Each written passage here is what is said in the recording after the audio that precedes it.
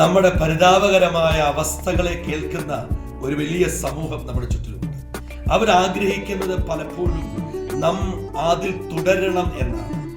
എന്നാൽ ഇല്ലായ്മയുടെ നടുവിൽ, വല്ലായ്മയുടെ നടുവിൽ, ആവശ്യങ്ങളുടെ നടുവിൽ നമ്മുടെ കരത്തിൽ അത് നമുക്ക് പ്രയോജനപ്പെടുത്തുവാൻ ഇല്ലാതിരിക്കുമ്പോൾ, നമ്മുടെ കയ്യിൽ ആ സാഹചര്യത്തിൽ നമ്മുടെ കയ്യിൽ ഒന്നുമില്ലാതിരിക്കുന്ന അവസ്ഥയിൽ നാം അവരുടെ മുമ്പിൽ നമ്മുടെ അവസ്ഥകൾ പറയാറുണ്ട്.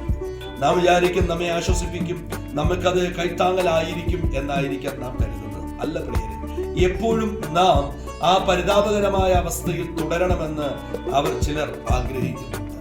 എന്നാൽ നിങ്ങൾ മാന്യമായ ഒരു വസ്ത്രം ധരിച്ചാൽ, വില കൂടിയ ഒരു വാഹനം നിങ്ങൾ ഉപയോഗിക്കുകയാണെങ്കിൽ, ഒരു വില കൂടിയ ഒരു മൊബൈൽ നിങ്ങൾ ഉപയോഗിക്കുകയാണെങ്കിൽ, ഒരു വില കൂടിയ ഒരു വാച്ച് നിങ്ങൾ ഉപയോഗിക്കുകയാണെങ്കിൽ, അവരുടെ ഉള്ളിന്റെ ഉള്ളിൽ അസ്വസ്ഥരായി മാറാറുണ്ട്.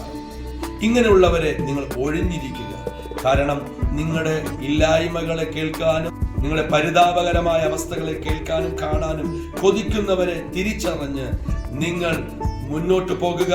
ദൈവം നിങ്ങളുടെ കൂടെയുണ്ട്.